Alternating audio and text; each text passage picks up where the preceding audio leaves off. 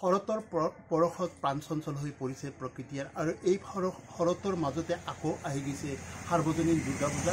ইতিমধ্যে দুৰ্গা পূজাক আদৰিবলৈ ৰাজ্যৰ প্ৰান্তে প্ৰান্তে চলিছে ব্যাপক প্ৰস্তুতি। তাৰে সমান্তৰালকৈ দেখা গৈছে খনিকৰসকলেও কিন্তু বহি থকা নাই, তেওঁলোকে ব্যস্ত হৈ পৰিছে মৃন্ময় মূৰ্তিসমূহ প্ৰস্তুত কৰিবলৈ। মই এই মুহূৰ্তত আছোঁ নগৰবেৰা মালিবাৰীত দেখা গৈছে দিলীপ পালৰ নামৰ সেইজন মৃৎশিল্পীয়ে তেওঁ ইতিমধ্যে কেইবাটাকৈ মূৰ্তি তৈয়াৰী কৰি তেওঁ সাৰ্বজনীন পূজাৰ বাবে তেওঁ প্ৰস্তুতি চলাইছে। মোৰ সহযোগী জনে দেখুৱাব, ইয়াৰে কিছু পৰিৱেশ দেখুৱাব। নিশ্চয়কৈ ক'ব লাগিব ৰাতিপুৱাৰ পৰা তেওঁলোকে ব্যস্ত হৈ গৈছে, তেওঁলোকৰ মৃন্ময় মূৰ্তিসমূহ তেওঁলোকে প্ৰাণ দিবলৈ চেষ্টা কৰিছে। মাত্ৰ কেইটাদিন পিছতে কিন্তু তেওঁলোকে প্ৰাণ দিবলৈ সক্ষম হৈছে। ধুনীয়াকৈ তেওঁলোকে সজাই পৰে, ইতিমধ্যে তেওঁলোকক ওলাই দিব আৰু এই মূৰ্তিসমূহ স্থাপন কৰিব। বিভিন্ন দেৱীৰ প্ৰতিমা স্থাপন কৰি তেওঁলোকে কিন্তু তেওঁলোকৰ ব্যৱসায় চলাই যাব। ইতিমধ্যে অসম চৰকাৰে যি নতুন SOPৰ জৰিয়তে পূজা উৎসৱ পালন কৰিবলৈ যি এক নিৰ্দেশনা দিছে, কিন্তু তাৰে ভিতৰত কিন্তু এইসকল খনিকৰে কিন্তু তেওঁলোকে সম্পূৰ্ণভাৱে তেওঁলোকে চৰকাৰৰ SOP মানি তেওঁলোকে প্ৰস্তুতি চলাইছে মৃন্ময় মূৰ্তিসমূহ তৈয়াৰী কৰিব। ইয়াতে সেইজন দিলীপ পাল খনিকৰজনে আছে, তেওঁৰ ওচৰত যাম, তেওঁৰ পৰা সুধিম, দাদা অলপ উঠিব নেকি? আপোনাৰ লগত কিছু কথা সুধিম আৰু জানিম। যিহেতু মূৰ্তিসমূহ আপুনি প্ৰস্তুত কৰি আছে, তৈয়াৰী কৰি আছে, কিমানটা মূৰ্তি বনাইছে এইবাৰ? আমি 9টা মূর্তি বানাইছি এবার। আমার তো যাবার তো লকডাউন আছিল, 11টা বানাইছিল আর এবার হল 9টা, এবার 2টা কমে গেছে। কিন্তু আমার মানে এইটু কাম যেহেতু আমি করি খাও, আমার যেমন বেশি হয় হেমার ইনকামটো বেশি হয়, কিন্তু এবার খরচটি বেশি হয়ে গেছে। কিন্তু আমার মানে মূর্তিবিলাক অর্ডার কম হয়ে গেছে আর দামটো তার মানে হেমান বাড়া নাই, দামটো যাওয়ার কমে হয়ে গেছে। এবার লকডাউনের কারণে দামবিলাক কমে গেছে, কিন্তু আমার খরচটো বাড়ি গেছে। আমার 5টা কারিগর আছে, 5টা কারিগর যে কাম করায় একো না থাকে আর কি। এতিয়া ধরক পেটর ক্ষুধাত করবাই লাগে, উপায় নাই, এইবিলাক কাম শিকিছো। তো কাম কিমানজন কৰ্মচাৰী আছে? আমাৰ 5জন কৰ্মচাৰী আছে। দৰমহা দিব লাগে? দৰমহা দিব লাগবে 5জনৰ। এতিয়া আমার 20,000 কি আছে, 18,000 কি আছে, 12,000 কি আছে, এনেকা আছে। আর খাওয়া দাওয়া সব মোর নিজরে দিবা লাগবে আর এই দৰমহাবিলাকো দিবা লাগবে। যেহেতু ৰাজ্য চৰকাৰে ঘোষণা কৰিছে দুৰ্গা পূজা উৎসৱ পালন কৰাৰ কাৰণে SOPৰ মাধ্যমৰ জৰিয়তে, এই চৰকাৰৰ এই ঘোষণাক আপোনাৰ অনুভৱটো কেনেকুৱা লাগিছে? এতিয়া চৰকাৰে যিহেতু SOP ঘোষণা কৰিছে, আমি সেইমতেই চলিব লাগিব, উপায় নাই। আৰু এতিয়া যোৱাবাৰ দুৰ্গা পূজাৰ মূৰ্তি কেনেকুৱা, আপোনাৰ হেৰি ব্যৱসায় কেনেকুৱা আছিল? যোৱাবাৰতো বেয়া হোৱা নাছিল, কম বনাইছো যদিও মানে দামটো বেছি পাইছিলোঁ, কিন্তু এইবাৰ তো সেনেকা হোৱা নাই। এইবাৰ মানে মূর্তিও কম হয়েছে আর দামটাও কম হয়েছে, খরচাটা তো বাড়ি আছে, সব মানুষের দ্বারা করবা লাগে আর কাঠ বাস পুতলি গাছ সব কিনি।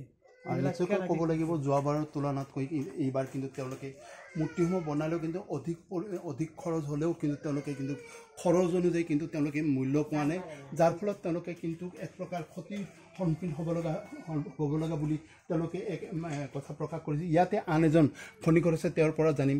দাদা, যিহেতু আপুনি মূৰ্তি বনাই আছে, চৰকাৰে ঘোষণা কৰিছে নতুন SOPৰ জৰিয়তে সাৰ্বজনীন দুৰ্গা পূজা উৎসৱ পালন কৰা হ'ব, আপুনি খনিকৰ হিচাপে আপোনাৰ অনুভৱটো কেনেকুৱা?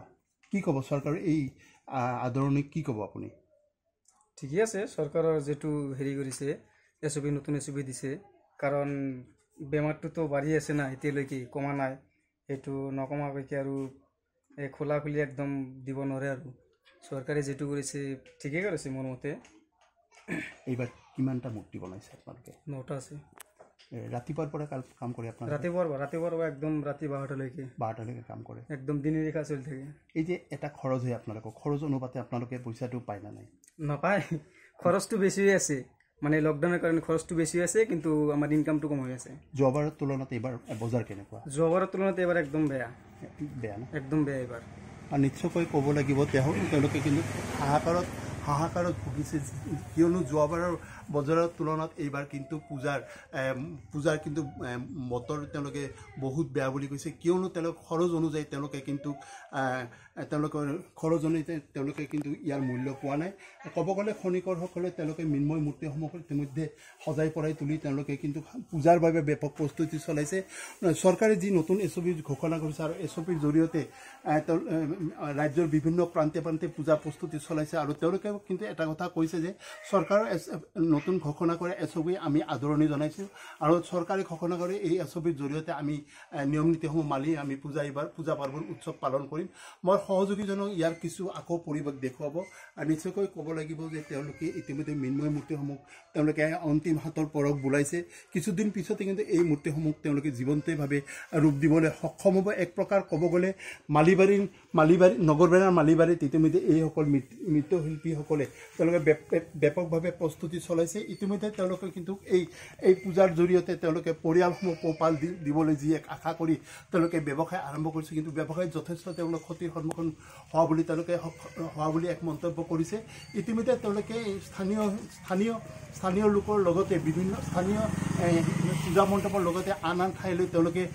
এই পূজাসমূহ তেওঁলোকে প্ৰেৰণ কৰিব মই শিল্পীজনক মই পুনৰ আকৌ সুধিম দাদা অলপ আহিব নেকি যিহেতু তেওঁ মূৰ্তিসমূহ বনাইছে দাদা যিহেতু আপুনি মূৰ্তিসমূহ বনাইছে অৰ্ডাৰ মূৰ্তি না বোলে আপুনি বাহিৰলৈ ল'ব অৰ্ডাৰী এতিয়াতো ধৰক লকডাউনৰ কাৰণে তো মানে কি ৰেডিমেড মূৰ্তি বনালেও কাম নহ'ব সেইকাৰণে যিকেইটা অৰ্ডাৰ হৈছে সেইকেইটাই বনোৱা হৈছে যোৱাবাৰৰ তুলনাত এইবাৰ অৰ্ডাৰ বেছি অৰ্ডাৰ কম হৈছে এইবাৰ যথেষ্ট ইয়াৰ মূল কাৰণটো কি মূল কাৰণটোতো এইটোতো মানে কি ক'ম আৰু লকডাউনৰ কাৰণে এনেকুৱা হৈছে আমিতো ধৰক যোৱাবাৰতো লকডাউন আছিল তথাপি 11টা বনাইছিলোঁ এইবাৰ 9টা হৈছে তাৰ আগত আমি 22টাকে বনাইছোঁ 22টা 20টা 21টা সেনেকা বনাইছোঁ এতিয়া আৰু কি ক'ম আৰু লকডাউনৰ কাৰণে এনেকুৱা হৈছে আৰু নিশ্চয়কৈ ক'ব লাগিব লকডাউনৰ ফলতে তেওঁলোকে কিন্তু মূৰ্তিসমূহ বনোৱাত কিছু কমকৈ বনাবলৈ সক্ষম হৈছে এক প্ৰকাৰ লকডাউনে তেওঁলোকে কিন্তু ক্ষতিগ্ৰস্ত কৰিছে যোৱা বছৰৰ তুলনাত যোৱা বছৰ তেওঁলোকে তাৰ আগৰ বছৰ 22টা কৰিছে যোৱা বছৰ 11টা মূৰ্তি তৈয়াৰী কৰিছে এইবাৰ কিন্তু তেওঁলোকে মাত্ৰ 9টা মূৰ্তি